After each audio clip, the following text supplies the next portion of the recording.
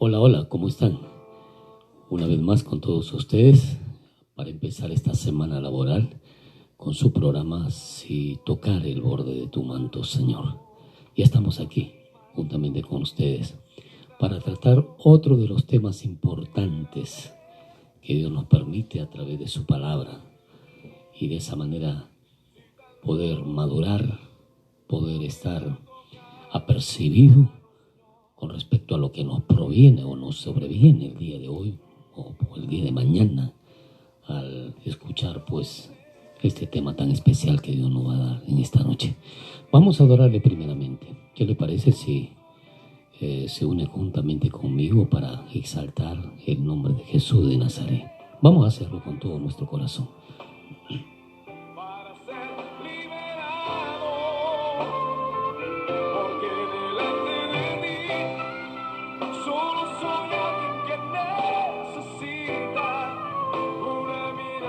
Te adoramos, Señor, te alabamos con todo nuestro corazón.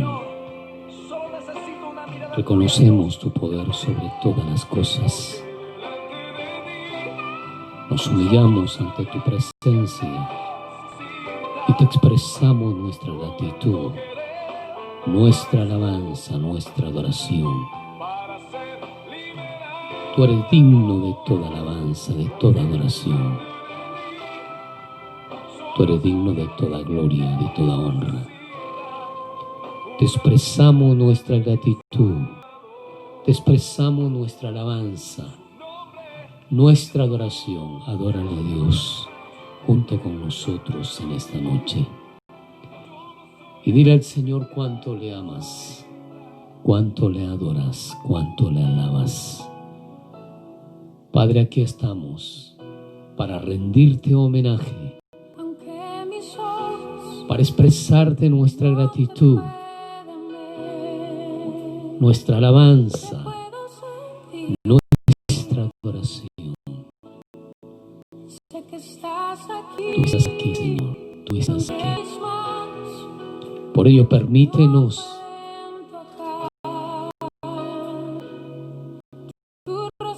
expresarte nuestra gratitud, nuestra adoración. Jesús,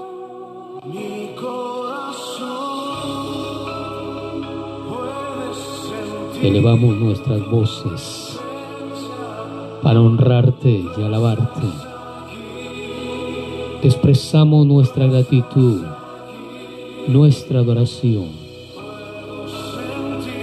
Te rendimos homenaje en esta noche y te damos todo honor y toda gloria por todo lo que eres, por todo lo que haces, Rey de reyes y Señor de señores.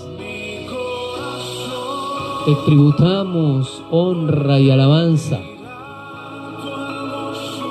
Te expresamos nuestra adoración. Reconocemos tu señorío. Bendecimos tu santo nombre. Y te expresamos nuestra gratitud. Adoremos al Rey de Reyes y Señor de Señores. Y digámosle con todo nuestro corazón: aquí estamos, Padre, para adorarte, para alabarte y glorificarte, para rendirnos ante tu presencia y humillarnos delante de tus pies.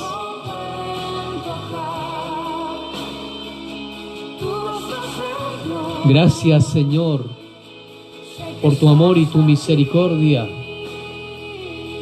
Gracias por lo grande y por lo bueno y hermoso que eres. Bendecimos tu santo nombre. Te honramos en esta noche y nos rendimos ante ti.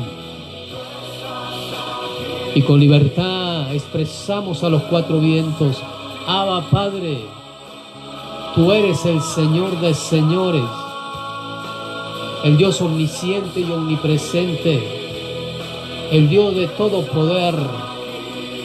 Te glorificamos, Te exaltamos con todo nuestro corazón, con todo nuestro ser,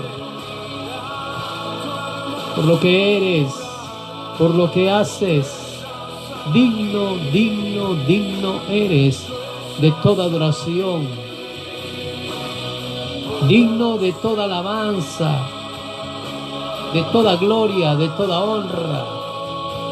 Maravilloso Dios eterno, te tributamos honor y gloria, te exaltamos con todo nuestro corazón, nos humillamos ante tus pies y te adoramos con todo nuestro ser, por lo que eres, por lo que haces y por todas las cosas que harás. Maravilloso Dios eterno, te honramos en esta noche,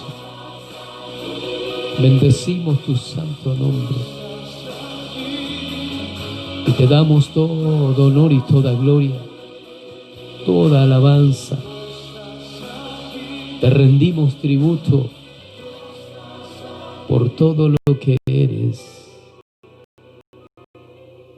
y por todo lo que haces, Señor. Maravilloso Dios eterno, te tributamos honor y gloria, te exaltamos con todo nuestro corazón y nos humillamos ante tu presencia para honrarte, para alabarte y bendecirte, Señor. Gracias por tu amor, gracias por tu misericordia, gracias por la bendición de ser tus hijos y por darnos el privilegio de poder exaltarte en esta noche y poderte dar todo honor y toda gloria, toda alabanza, toda gratitud por todo lo que eres, por todo lo que haces, Rey de reyes y Señor de señores. Bendecimos tu santo nombre, en el nombre del Padre, del Hijo y del Espíritu Santo. Amén, amén y amén. Amén, amada Iglesia del Señor. Es una alegría pues reencontrarnos una vez más. Y ya estamos muy agradecidos el día de hoy del Señor, porque las actividades como que aquí en nuestro país empiezan a tornar un tono de normalidad. Sin embargo, es muy importante entender que de todas maneras tenemos que guardar las recomendaciones necesarias con respecto al tema. Pero hoy día vamos a hablar o vamos a continuar el tema que empezamos la semana pasada por el día viernes. El tema se llama la simbología del fuego y la división. Y vamos a ir en estos momentos al libro de Lucas, Lucas capítulo 12, el versículo 49 y 52, o al 53 nos va claramente a dar una reseña, una expresión muy grandiosa que vamos en estos momentos a analizarla. Nos dice la palabra del Señor en el libro de Lucas, el capítulo 12, el versículo 49 hasta el 53 de esta manera. Hasta el 52 vamos a leerlo. Fuego vine a echar en la tierra. ¿Y qué quiero? Si ya se ha encendido.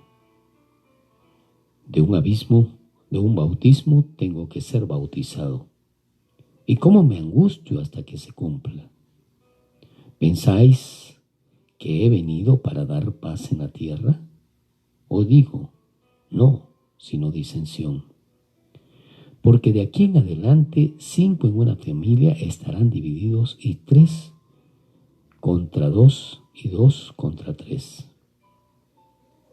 El versículo 53 dice: estará dividido el padre contra el hijo, y el hijo contra el padre, la madre contra la hija, y la hija contra la madre, la suegra contra su nuera, y la nuera contra su suegra. Pareciera mentira lo que estamos leyendo desde el punto de vista textual, lo que Jesús le está diciendo a los discípulos en estos momentos.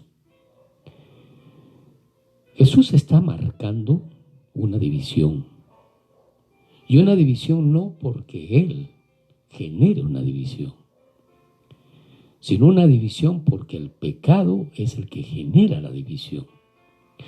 Note, por favor, no está expresando Jesús que Él vino a dividir. Lo que está expresando el Señor Jesucristo es que Él vino a echar fuego, dice, a la tierra. Y cuando está hablando del fuego, está hablando de la luz. Cuando está hablando del fuego, está hablando de la irradiación de santidad gloriosa que Él tiene. O sea, está hablando de la santidad de Él. Y aquellos hombres y mujeres que se han comprometido o nos hemos comprometido con seguirle a Él, tenemos que mantenernos en esa línea, en ese lineamiento. Tenemos que guardar claramente lo que Dios nos ordena, por lo menos lo que entendemos, por favor. Porque hay cosas que no vamos a comprender, que están escritas en la Biblia y que se irán poco a poco, de repente, no entendiendo, sino serán enseñando por parte de otros ministros a nuestra vida, o esperamos pues la segunda venida del Señor para que Él nos haga comprender, porque hay cosas que no entendemos en la Biblia. No podemos decir que todo lo comprendemos. Entonces, claramente debemos, sí, marcar lo que quiere decir el Señor aquí. Él no vino a hacer división. Por favor, los que venimos a hacer división somos nosotros, con nuestros conceptos muchas veces que contradicen la verdad, con nuestras actitudes que están no cernidas en la justicia, con nuestras acciones condimentadas con odio, con amargura y con egoísmo, etcétera, etcétera, etcétera. Somos nosotros los que estamos, por causa del pecado que vino con nosotros, somos nosotros los que estamos generando siempre la división.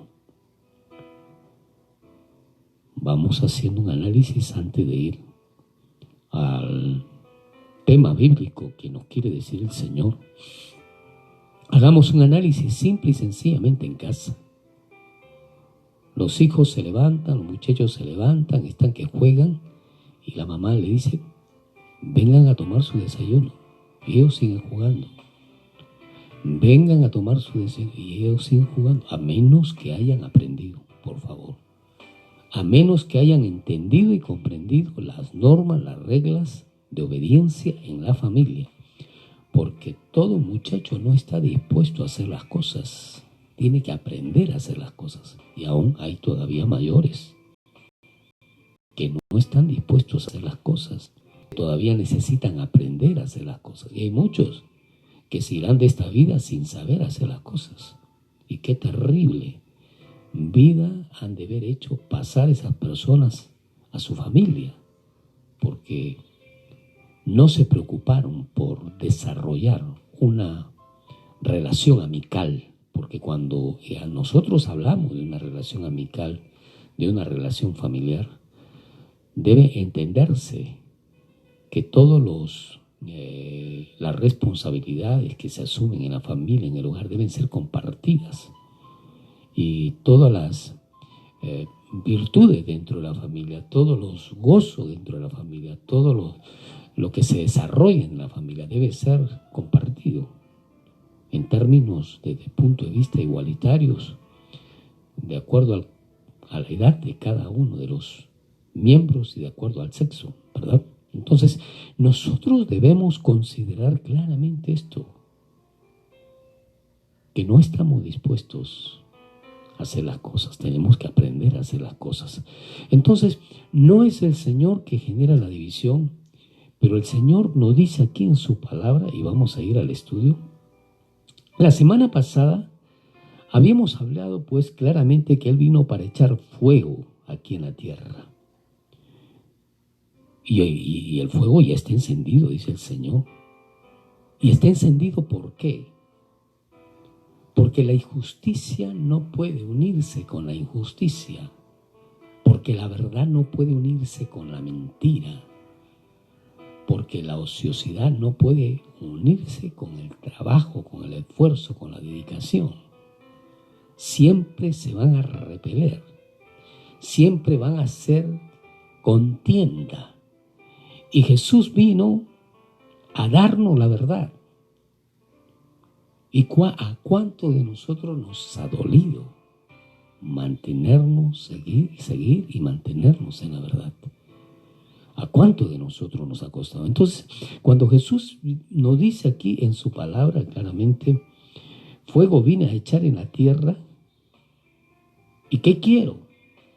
Si ya se ha encendido, o sea, ya se encendió la verdad. Y la verdad es la verdad. La mentira es la mentira también. Pero vuelvo a repetir, ahí se van a repeler. Entonces, en la semana pasada estuvimos viendo esta parte primera del tema. Hoy día vamos a estar hablando que el Señor vino a echar ese fuego a través de la verdad, a través de su justicia y a través de su misericordia. Hasta ahí nos quedamos la semana pasada y vamos a darle un término así veloz con respecto a lo que estamos hablando. Tú y yo somos llamados a mantenernos en la verdad, a mantenernos en la justicia, pero también a mantenernos en la misericordia. Pero esto a ti y a mí nos van a costar. Nos van a costar caras feas, nos van a costar atropellos, nos van a costar mofas, nos van a costar difamaciones, nos van a costar injurias, etcétera, etcétera, etcétera. ¿Por qué razón? Porque óigame, si usted está en su casa y no hace justicia, entonces usted y yo nos vamos a tener que confrontar delante de Dios, porque Dios no me va a decir a mí, Dino, ¿por qué fuiste injusto? ¿O por qué tú no hiciste justicia entre dos miembros de tu familia y tú te callaste la boca y viste que lo atropellaron a tu hermano o a tu hermana y no dijiste nada? Entonces, cuando tú sales a favor de la justicia, a favor de la verdad, cuando todo el mundo está plagado a caminar en mentira, no digo por decir todo el mundo, está plagado a caminar en la mentira y no en la verdad, en la injusticia y no en la justicia, entonces va a haber una contienda. Y una contienda que te va a hacer a ti verdaderamente enemigos por todo lugar.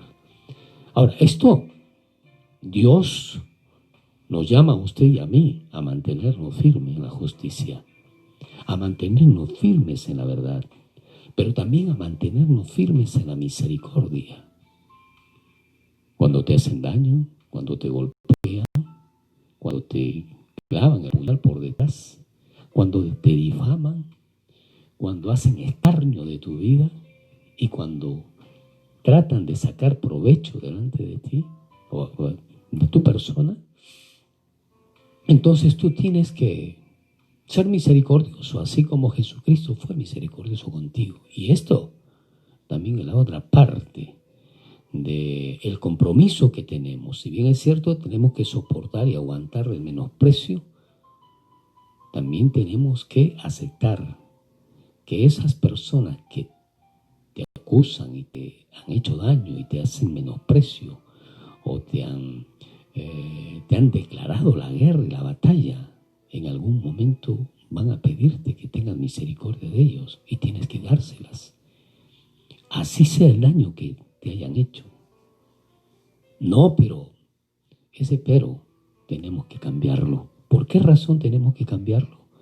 Porque Dios nos llamó a hacer misericordia a pesar de todo el daño que nos hayan hecho, a pesar que nos hayan pisado la cabeza, a pesar que hayan ofendido nuestra naturaleza o hayan afectado a nosotros de una manera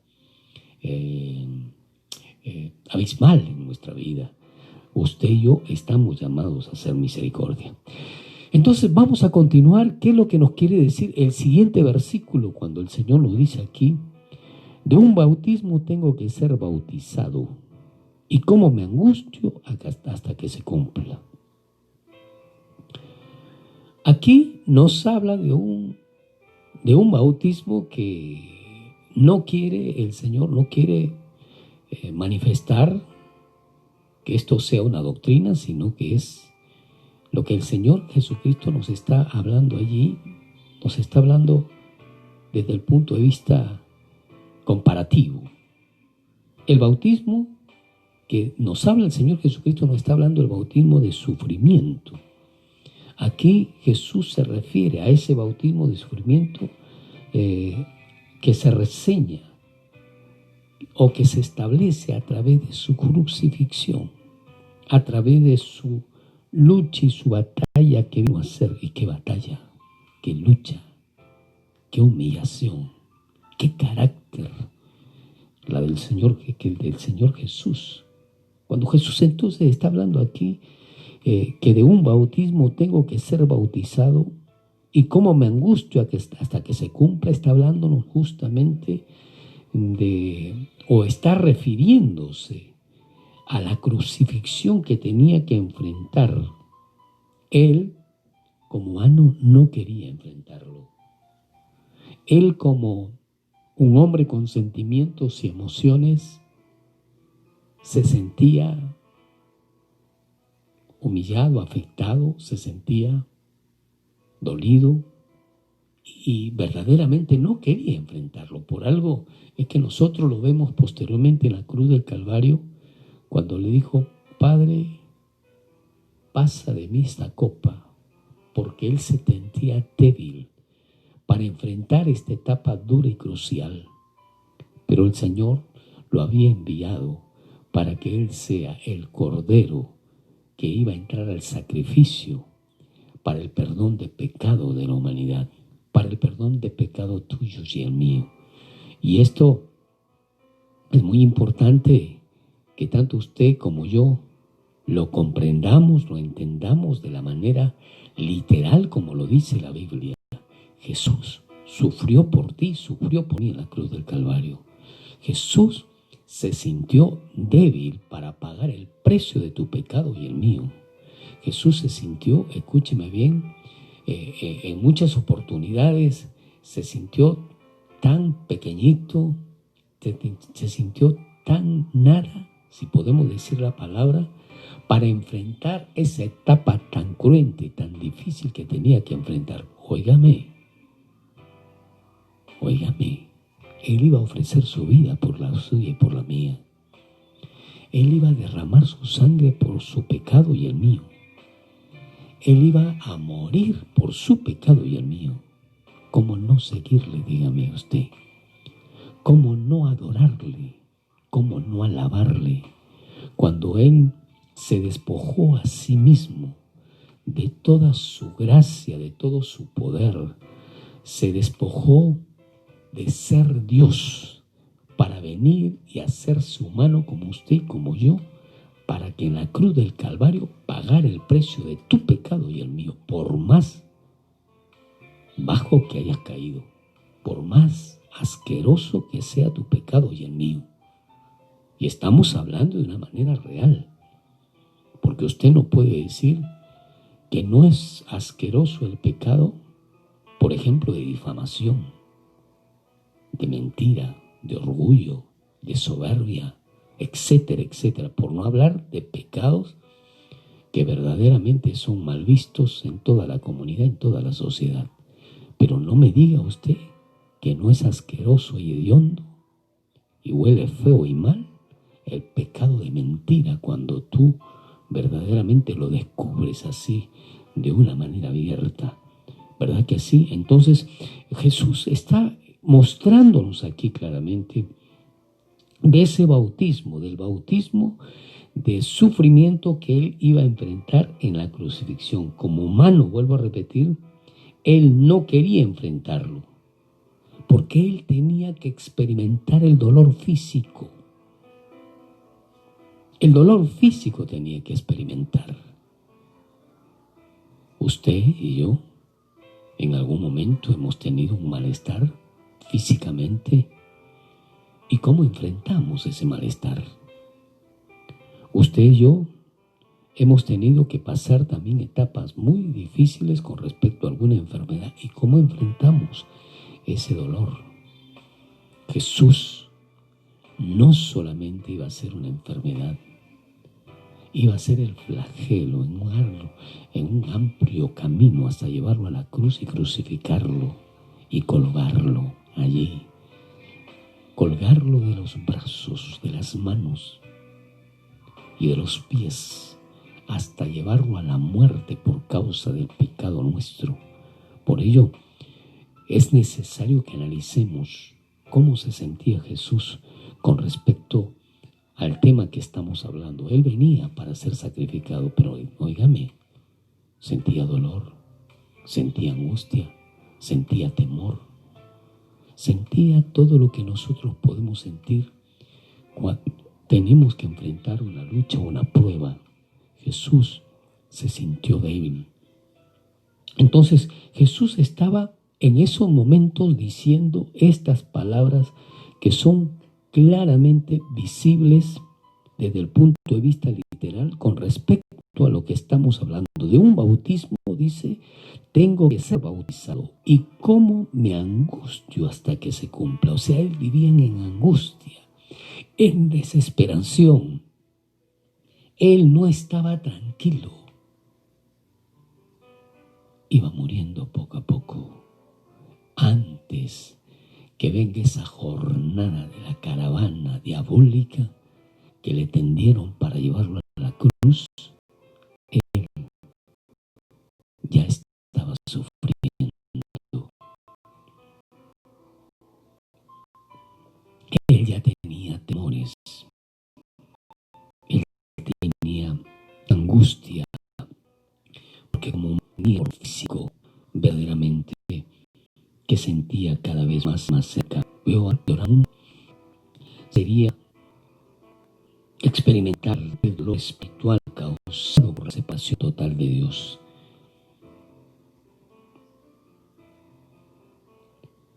Y fue terrible cuando él murió por causa del pecado del hombre y de la mujer.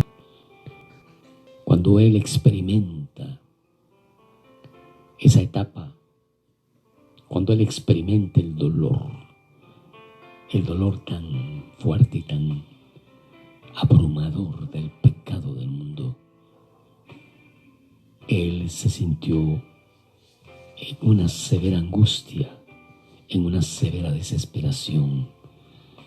Era como la gotera continua que va calando en la roca, lo iba martillando, lo iba destruyendo, le iba quitando poco a poco la vida, el aliento a Jesús. Jesús padeció. Jesús lloró por dentro. Jesús sufrió por dentro. Tuvo la sensación más terrible de angustia que el ser humano pudo haber enfrentado. Y digo esto, ¿sabe por qué? Porque nadie paga el pecado de otro. Jesús venía para pagar el pecado de la humanidad, no solamente de los pecados de los hombres que lo estaban llevando a la crucifixión y de los hombres y mujeres que lo seguían en esos momentos, sino Jesús estaba pagando por los pecados de los hombres que íbamos a creer en Él, que íbamos a reconocerle a Él como nuestro Señor.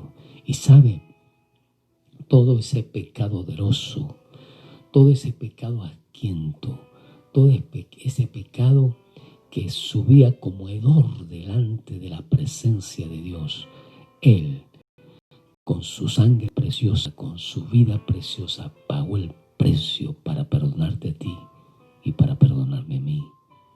Por eso el Señor Jesucristo está mostrando aquí esta palabra, que de un bautismo tenía que ser bautizado, y cómo se angustiaba hasta que se cumpla. El dolor, la angustia, la desesperación, la muerte lenta que llevaba Jesús antes de entrar o ingresar a la caravana de burla, de escarnio, que lo llevaban para matarlo. Jesús padeció mucho, se dolió mucho por el acto del pecado, por las consecuencias de tu pecado y el mío. Entonces Jesús aquí revela pues que su venida iba a provocar un conflicto en las personas.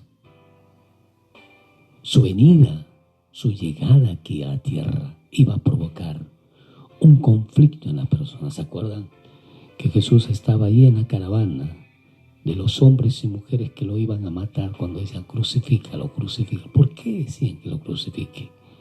¿Saben por qué? Porque esa gente sabía que Jesús tenía poder, pero para esa gente Jesús se negaba a hacerle los milagros que ellos querían tener. Para ellos Jesús no quería darles lo que ellos querían.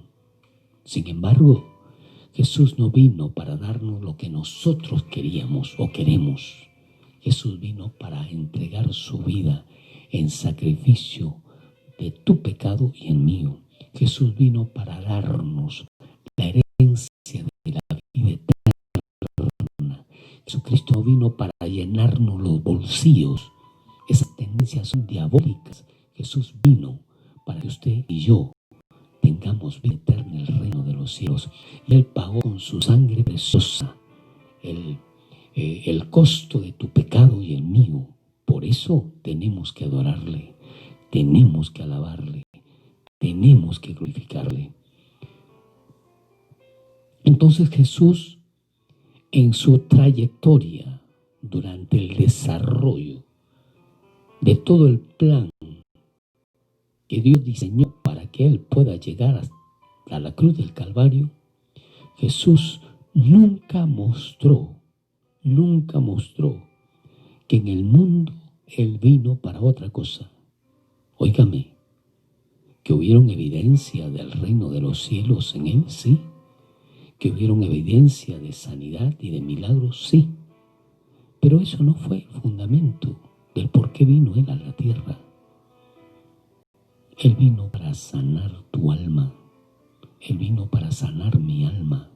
Él vino para curarnos a ti y a mí del pecado odioso que nos había hecho daño por toda nuestra vida y nuestra existencia.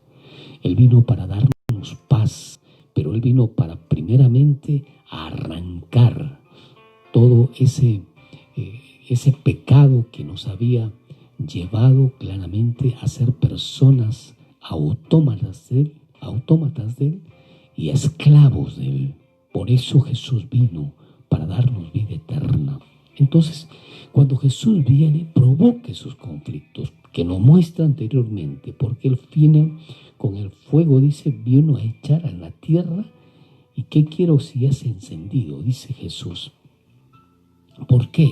Porque su persona exige que los individuos como tú y como yo tomen la decisión acerca de Él. Te obliga a ti, me obliga a mí, a que caminemos como Él ordena, no como nosotros queremos. Te obliga a ti y me obliga a mí a que obedezcamos la palabra de Dios, a que respetemos estos mandatos que Dios ha establecido, a que cumplamos con el Señor y no con nuestra naturaleza o nuestra carnalidad. Jesús vino para hacer la división. Escúcheme bien, no porque Él quería hacer la división, sino porque Él era luz. Y aquellos hombres y mujeres que hemos decidido seguirle a Él, tenemos que caminar en la luz de Él, no en la luz aparente que nosotros consideramos, porque es bonito limpiarse, asearse para poder desarrollar nuestra vida activamente o propiamente activa, diariamente en la sociedad. Es bonito, sí, salimos bien vestidos, con su loción, etcétera, etcétera. Pero ¿qué llevamos por dentro? ¿Cómo está nuestro corazón? Jesús vino para limpiarlo de adentro, no lo de afuera. Lo de afuera lo puedes limpiar tú, lo puedo limpiar yo. Lo del exterior podemos nosotros con nuestro trabajo, con nuestro esfuerzo desarrollarlo y alcanzarlo. De acuerdo al esfuerzo que hagamos, vamos a alcanzar las medidas necesarias para poder implantar pues tranquilidad en nuestra familia o zozobra, ¿entiende? Pero Jesús vino por lo de adentro, por lo que tenemos adentro. Por ello es necesario que comprendamos que a Él no podemos engañarle. Entonces Jesús vino en esa dirección. ¿Por qué? Porque tu persona y la mía nos exigen que alguien nos esté cuidando. Usted y yo, verdaderamente, si no tuviéramos los valores que tenemos hoy, fuéramos personas desbocadas, haciendo y deshaciendo de nuestra vida como nosotros queremos. Usted y yo caminamos por leyes, por órdenes, por fundamentos, y por ello caminamos en educación. Compartimos con nuestra familia desde el punto de vista honorable, responsable. Pero ¿qué de aquellas personas que no tienen los valores? De aquellas personas que no quisieron obedecer, que no quisieron respetar, que para ellos no había ley, que para ellos no habían normas, no habían conductas, normas de conducta, perdón.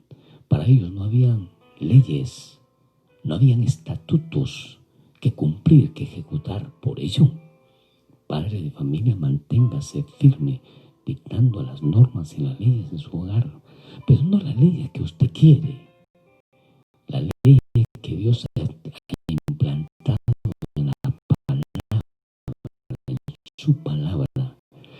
Esas son las que nos van a respaldar para el día de mañana, porque las leyes que usted dicta tienen sus limitaciones, y sus limitaciones que usted mismo las impone. ¿Cuál es usted hecho al muchacho o a su hijo o a su hija?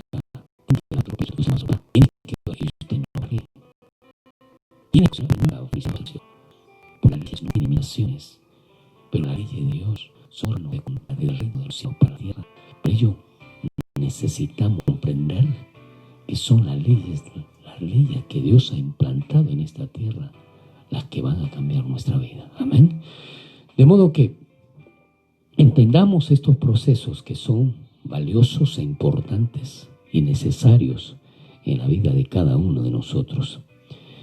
Ahora, ¿es posible que las familias se dividan cuando se decidan hacerlo? Es muy posible, y en la mayoría de casos se dividen cuando nosotros empezamos a seguirlo. ¿Se acuerda usted? ¿Quién de ustedes fue el primero que llegó al Evangelio? ¿Quién de nosotros fuimos primeros? Nuestra familia. Bueno, aquí no nos vas a venir con eso. Yo llevo mi religión desde mis ancestros y nadie me va a cambiar a mí.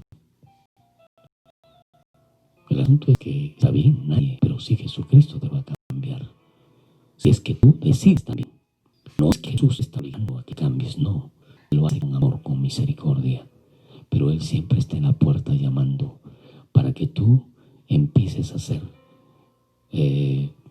para que tú des el paso de inicio. El paso de inicio para empezar una conducta diferente.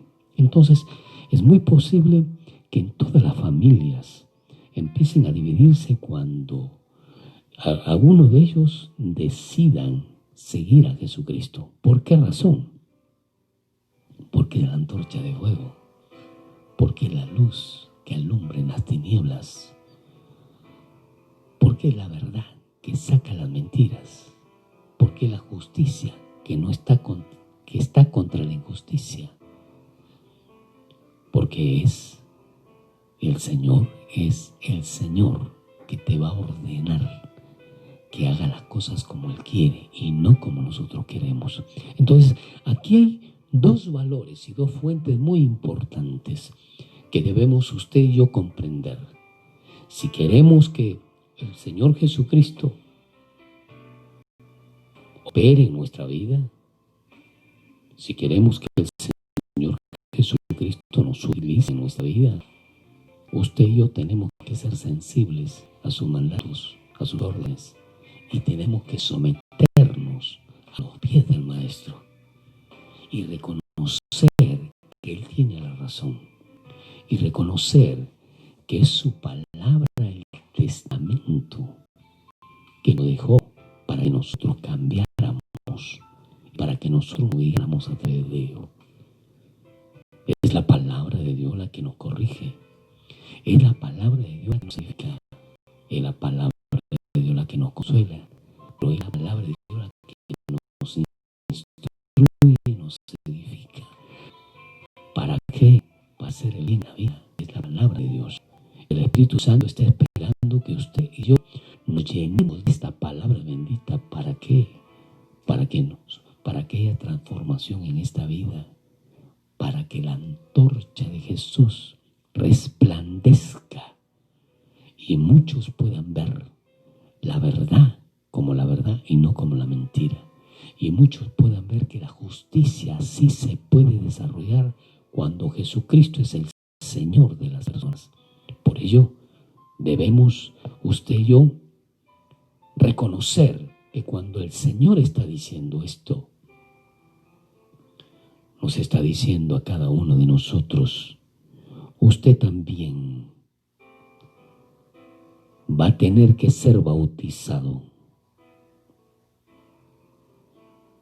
y va a tener que vivir en angustia y en desesperación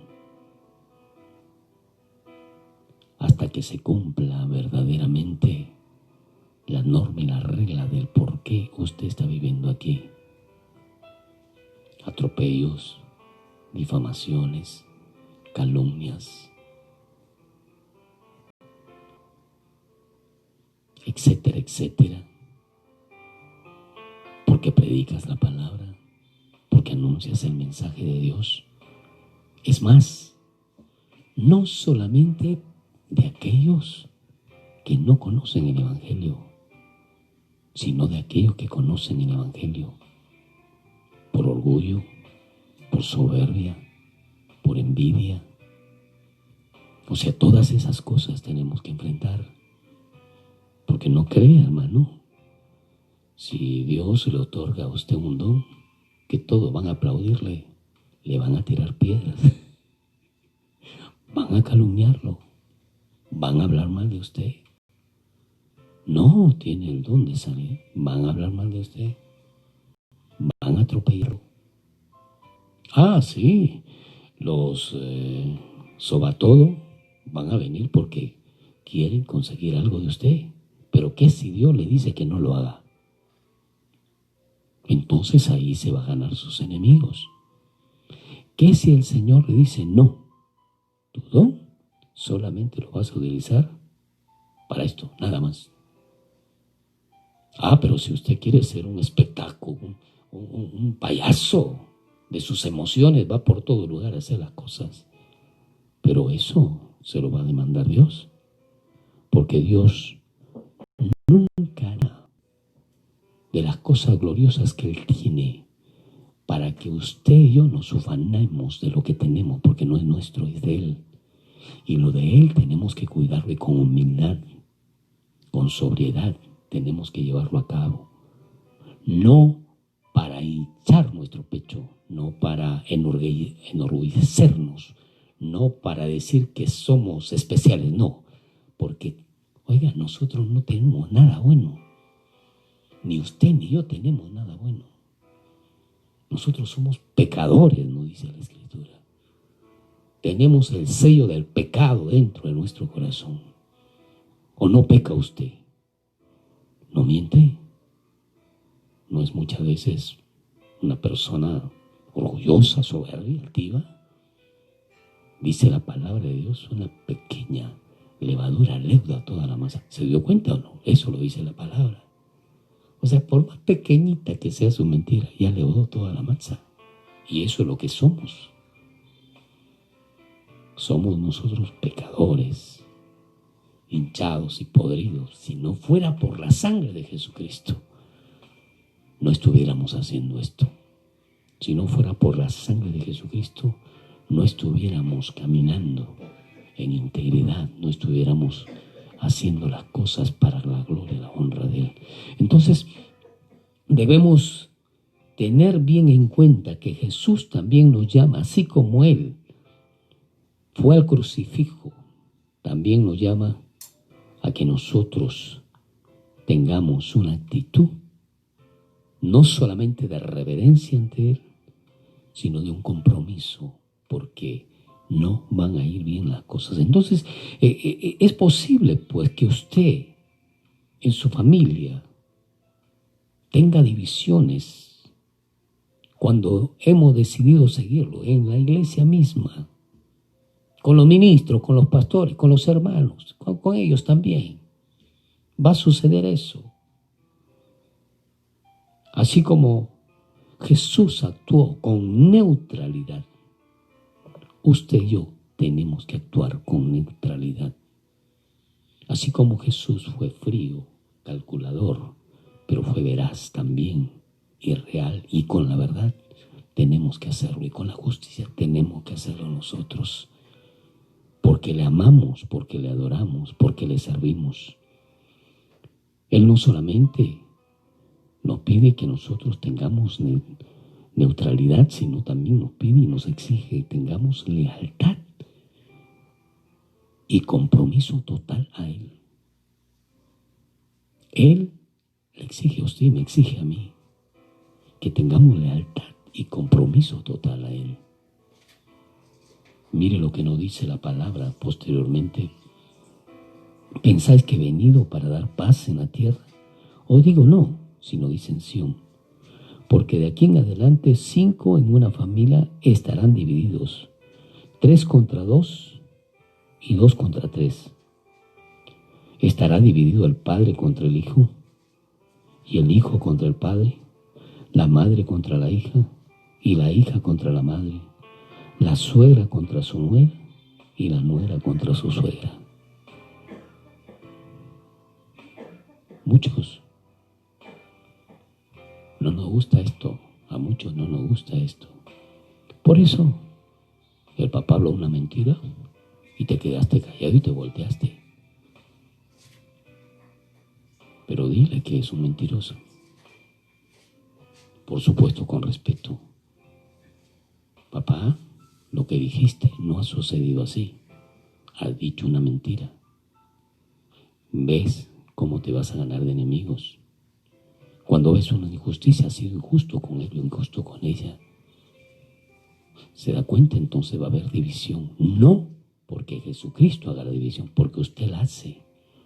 Porque yo soy el que lo genero con mi pecado, con mi maldad, con mi orgullo, con mi soberbia, con mi manera de ser desde el punto de vista personalista. Nosotros somos los que generamos esa división. Qué trascendental e importante que verás va a ser la vida dentro de la familia, dentro del hogar, cuando hagamos lo que Jesucristo nos llama a hacer. Aún a costa de romper relaciones, usted y yo tenemos que mantenernos en la causa de Cristo. No, si voy a decir esto, entonces me van a botar de la casa. Hermano, hermana, allí es donde se ven los valientes. Ahí es donde se ve el carácter del Hijo de Dios. El Señor lo está diciendo aquí en su palabra. El Señor lo está diciendo aquí en su palabra. De modo que vamos entonces a desarrollar las cosas como deben desarrollarse.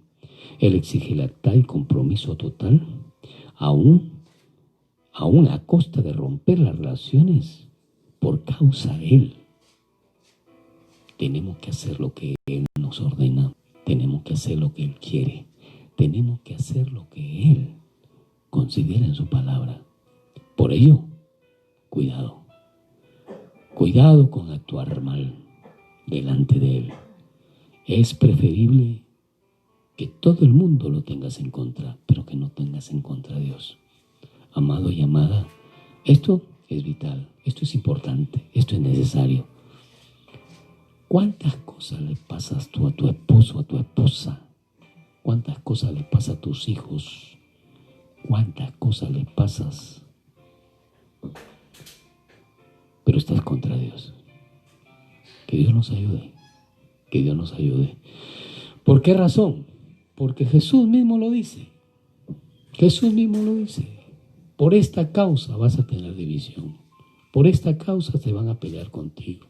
Por esta causa te van a tirar piedras. Por esta causa te van a difamar. Por esta causa van a hablar contra ti y te van a odiar por esta causa. No por la causa tuya, porque no. Nosotros no tenemos ninguna razón, ninguna causa propiamente hablando delante del Señor, no. Somos pecadores y Él vino y murió en la cruz del Calvario por nosotros. Por tanto, si usted y yo hemos aceptado el perdón de nuestros pecados del Señor, ¿qué? Solamente el perdón de pecado lo aceptado. ¿Y qué de su señorío? ¿Qué de su autoridad? Escúcheme, termino con esta palabra. En el momento que usted y yo aceptamos que el sacrificio de Jesucristo nos borró del pecado que hicimos anteriormente, en ese momento estamos nosotros aceptándolo a Él como Señor nuestro, como Dios nuestro. Y estamos aceptando que Él es el que va a ordenar nuestra vida y no nosotros, a nosotros mismos. De modo que decidamos qué estamos haciendo delante del Señor. Que Dios nos ayude, no es fácil, es difícil, es duro para muchas personas, es conflictivo para muchos de ellos, como también ha sido muy conflictivo para mí, pero quiero decirle en el nombre de Jesús, si estamos en la verdad prevalece, pero si estamos en las tinieblas podemos quedarnos. Que Dios nos ayude, que Dios nos fortalezca y sigamos adelante haciendo lo que Jesús nos llama a hacer. Honrémosle, obedezcámosle y seámosle leales a Él. Dios te bendiga.